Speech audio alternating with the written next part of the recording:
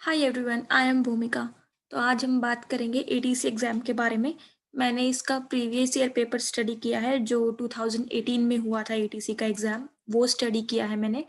तो उसको देखने के बाद मुझे लगे कुछ टॉपिक्स जिनको ज़्यादा ध्यान देने की ज़रूरत है, तो आज हम वो डिस्कस करेंगे कौन से टॉपिक्स आपको पहले पढ़ने हैं, कौन से टॉपिक्स आपको बाद में पढ़ने हैं और सब्जेक्ट वाइज़ हम देखेंगे किस टॉपिक से कौन कितने-कितने क्वेश्चंस आए हुए हैं। तो आज हम पूरा पेपर पैटर्न को डिस्कस करेंगे डिटेल में।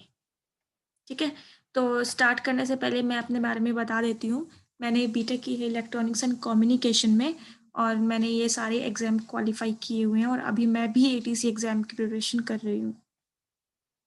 सबसे पहले हम बात करते हैं फ़िज़िक्स की। तो फ़िज़िक्स में single slit, double slit experiment इसके 1 से 2 क्वेश्चन्स आए हैं।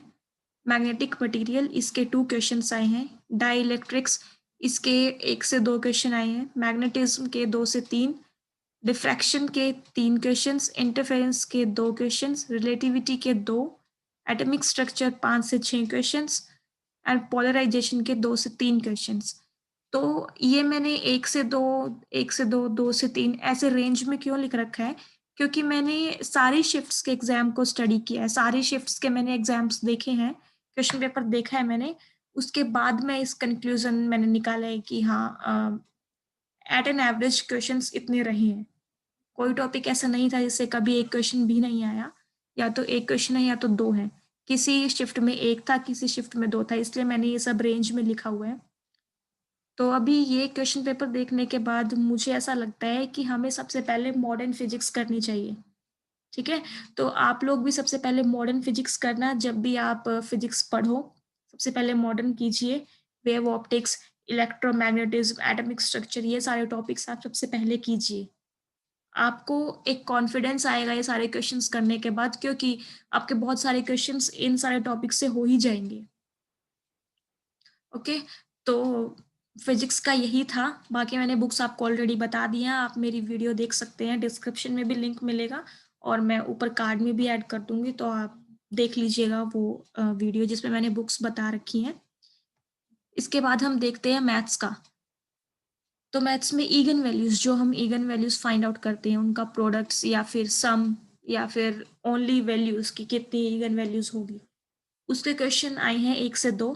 Differential equation, partial differential equation, भर-भर के क्वेश्चन्स हैं इसके। हर शिफ्ट पे क्वेश्चन थे और वो भी बहुत ज़्यादा, लगातार भी थे कि एक डिफरेंशियल इक्वेशन क्वेश्चन है, उसके बाद एक और फिर से है, फिर से है। तो डिफरेंशियल इक्वेशन तो आपकी बहुत ज़्यादा आई हुई है सारी ही शिफ्ट्स में।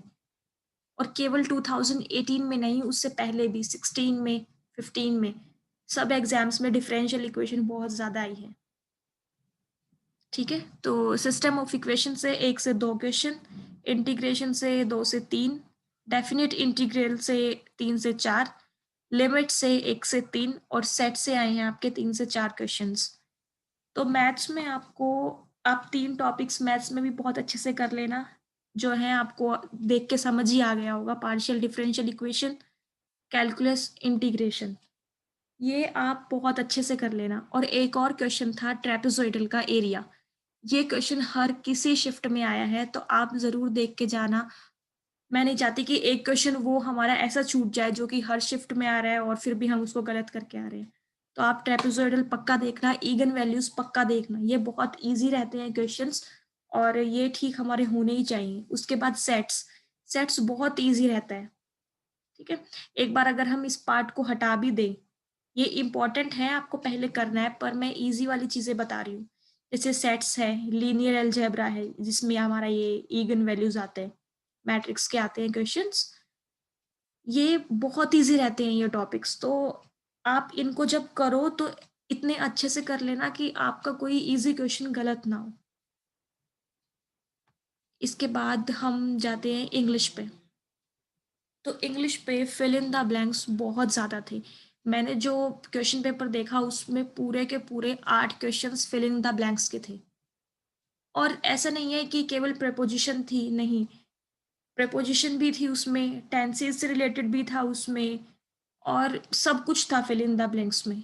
अनलेस अनटिल का मतलब सब्जेक्ट वर्ब एग्रीमेंट से आपके बहुत सारे क्वेश्चंस थे, आपके नाउन से भी थे, प्रोनाउन से भी थे, तो फिल इन द ब्लैंक्स में इन्होंने सब कुछ कवर कर रखा था। ठीक है? एंटोनिम सिनोनिम्स बहुत ज़्यादा मुश्किल नहीं थे, ठीक थे, आपसे हो जाएँगे। And same goes with spelling, spelling भी मुश्किल नहीं थी। तो 2 क्वेश्चन आपके स्पेलिंग के, 2 question antonyms, 2 question synonyms. Antonym, synonym में हम बहुत ज़्यादा टाइम लगा देते हैं वोकैब्युलरी करने में, लेकिन क्वेश्चंस ईज़ी थे, तो इन पे ज़्यादा टाइम मत लगाना, ठीक है? बजाए कि आप ग्रामर करना, वो आपको ज़्यादा बेनिफिशियल रहेगी, क्योंकि ग्रामर से आपके सीधे-सीधे 8 क्वेश्चन्स थे। उसके बाद अगर आप ग्रामर कर लेते हैं, तो डायरेक्ट, इनडायरेक्ट स्पीच भी आपका कवर हो जाएगा और वॉइस भी आपका कवर हो जाएगा, ठीक है? और एरर डिटेक्शन भी आपका ग्रामर का ही है पार्ट, तो ये भी हो जाएगा। रही बात वोकैब की, तो सिनोनिम, एंटोनिम, स्पेलिंग ईज़ी थी, हो जाएँगी आपकी अगर बहुत ज़्यादा भी नहीं पढ़ोगे आप। तो ये हमारा इंग्लिश था। उसके बाद रीज़निंग। रीज़निंग में हमारे जो missing letter, missing number series जो होती है कि आपको बहुत सारे नंबर दे देते हैं, जैसे 1, 4, 7, then question mark and then 15, okay? तो आपको बताना होता है कि क्वेश्चन मार्क के प्लेस पे क्या आएगा। तो वैसे क्वेश्चन्स आपके 2 से 3 थे, किसी शिफ्ट में 2 थे, किसी में 3 थे। वेन डायग्राम का एक ही क्वेश्चन था, क्यूब से रिलेटेड भी था एक क्वेश्चन, और रिलेशनशिप वाला क्वेश्चन, कि जिसमें बता देते हैं कि अ, राम ने एक फ़ोटो की तरफ देख के बोला कि वो मेरी मम्मी की बहन की है, ऐसे-ऐसे। वो वाला रिलेशनशिप वाला क्वेश्चन एक था। कोडि कोडिंग, डिकोडिंग वाले 3 से 4 थे, जिसमें हमें एनालॉजी देते हैं, वो वाला क्वेश्चन। डायरेक्शन वाला क्वेश्चन एक ही था और वो भी ईज़ी था। रीअरेंजमेंट वाले क्वेश्चन की जो वर्डिंग्स थी, जो वो ज़्यादा थी थोड़ी-सी, लेकिन क्वेश्चन ईज़ी था। आपको ज़्यादा उसमें दिमाग लगाने की ज़रूरत नहीं पड़ रही थी। क्वेश्चन ईज़ी था, थोड़ा-सा लेंदी था, पर ईज़ी था। ओड वन आउट, जिसमें हमें कुछ पेयर्स बता देते हैं, हमें बताना होता है कौन-सा ओड है। तो ऐसे क्वेश्चन्स 3 से 4 थे। और फिगर काउंटिंग वाले आपके 1 से 2 थे, जिसमें बहुत सारी लाइन्स होती है और हमें काउंट करना होता है कि नंबर ऑफ ट्रायंगल्स कितने थे, या फिर number of squares, number of quadrilateral. वो वाले क्वेश्चन 1 से 2 थे। तो इसमें भी ज़्यादा घबराने की बात नहीं थी, रीज़निंग बहुत ईज़ी लगी मुझे तो, बहुत ही ज़्यादा ईज़ी लगी। जो हम सबसे ज़्यादा घबराते हैं इन क्वेश्चन्स में, मिसिंग नंबर में और कोडिंग, डिकोडिंग में, तो ये भी बहुत ईज़ी थी। ईज़िली हम उसको सॉल्व कर सकते हैं, ठीक है? इसके बाद आता है आपका क्वांट। क्वांट में परसेंटेज से एक क्वेश्चन था, बोर्ड एंड स्ट्रीम से एक क्वेश्चन था, सीआईएसआई से एक था। सीआईएसआई में हम बहुत घबरा जाते हैं, पर ये ईज़ी क्वेश्चन था। और आप मतलब 3-4 3 इयर्स तक की भी अगर आप कर लेते हैं सीआईएसआई, तो आई थिंक वो सफिशिएंट है। मुझे तो ऐसा लगता है कि वो बिल्कुल सफिशिएंट है 3 से 4 तक की, ज़्यादा मत कीजिएगा। उसके बाद डीआई के आपके 2 क्वेश्चंस थे, सिम्प्लिफिकेशन भी ईज़ी थी, 2 थे, थोड़ा-सा लेंथी तो हो देते ही हैं ये लोग सिम्प्लिफिकेशन, लेकिन ईज़ी थी वो कैलकुलेशन उसकी, ईज़िली हम उसको कट कर सकते थे, जो नंबर्स दे रखे थे।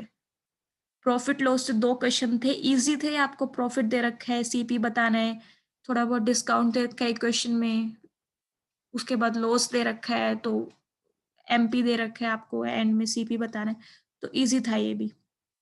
ठीक है, मेंस्ट्रुएशन से 2 क्वेश्चन थे, ये भी ईज़ी थे आपके। और एक पैरेललोग्राम से रिलेटेड था और एक पाइप से रिलेटेड था। उसके बाद रेशियो एंड प्रोपोर्शन से एक क्वेश्चन था, एज से रिलेटेड था, ईज़ी था। रिमाइंडर थ्योरम से एक क्वेश्चन था और एवरेज से भी एक क्वेश्चन था, तो ये भी आपके बहुत ईज़ी थे। मैंने इसकी भी बुक आपको ऑलरेडी बता दिया, आप अगर वो बुक कर लेंगे, मोर देन सफिशिएंट है वो बुक पूरी। अब आते हैं जीएस पे। जीएस पे सबसे अच्छी बात मुझे क्या लगी कि 10 क्वेश्चन रहेंगे, 10 में से 4 से 5 आपके करंट अफेयर्स के थे। तो आपको बहुत ज़्यादा इसमें मेहनत करने की ज़रूरत नहीं है कि हम सारा-सारा दिन जीएस पढ़ रहे हैं। अकॉर्डिंग टू मी आपको टेक्निकल सब्जेक्ट्स पे ज़्यादा फ़ोकस करना चाहिए अभी के लिए। क्योंकि बाकी सारे जितने भी सब्जेक्ट्स हैं बहुत ज़्यादा ईज़ी थे, आप लोग कर लोगे वो। और जब बात जीएस की आती है तो हम इस पे बहुत टाइम लगाते हैं और हमारा रिज़ल्ट जो होता है उसमें थोड़ा-सा कम रहता है। ठीक है? तो एफिशिएंसी की अगर हम बात करें तो हम इसमें लीस्ट एफिशिएंट रहते हैं इस सब्जेक्ट में। सबकी बात नहीं कर रही मैं, एक्सेप्शंस आर ऑलवेज़ देयर, लेकिन हम में से बहुत सारे लोगों के साथ यही केस है। तो आप लोग इसके करंट अफेयर्स ज़रूर कीजिएगा, 4 से 5 महीने के तो ज़रूर। तो अभी मैं एक इसकी सीरीज़ भी स्टार्ट करूँगी, आज शाम तक या फिर कल सुबह तक मैं दिसंबर के करंट अफेयर्स डाल दूँगी मेरे चैनल पे। तो उसमें दिसंबर के सारे करंट अफेयर्स होंगे, तो आप लोग वो पढ़ सकते हैं उसी एक सिंगल वीडियो से।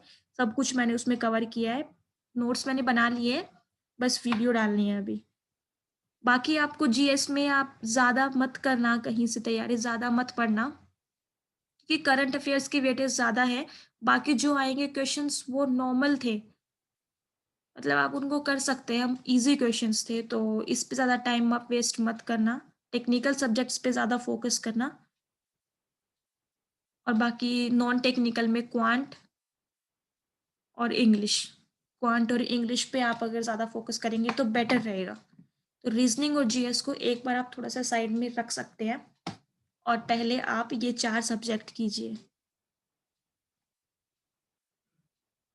तो आपने ये देख लिया है सारा पैटर्न क्वेश्चन पेपर का जो रहा था 2018 में। अब अगर किसी को कोई भी डाउट हो आप मुझे बता देना, कोई बुक आपको नहीं पता वो भी आप बता सकते हैं। बाकी मैथ्स के भी मैं सीरीज़ स्टार्ट करूँगी, सबसे पहले हम लीनियर अलजेब्रा करेंगे, तो मैं उसमें पूरा आपको लीनियर अलजेब्रा करवाऊँगी। उसके बाद भी आपको कोई डाउट रहता है तो आप मुझसे पूछ सकते हैं कमेंट सेक्शन में। So thank you so much for watching my video. You can share this video अगर आपको पसंद आई हो तो, और कोई क्वेरी हो तो नीचे कमेंट बॉक्स में डाल देना, मैं उसको आंसर कर दूँगी। Okay, bye, thanks.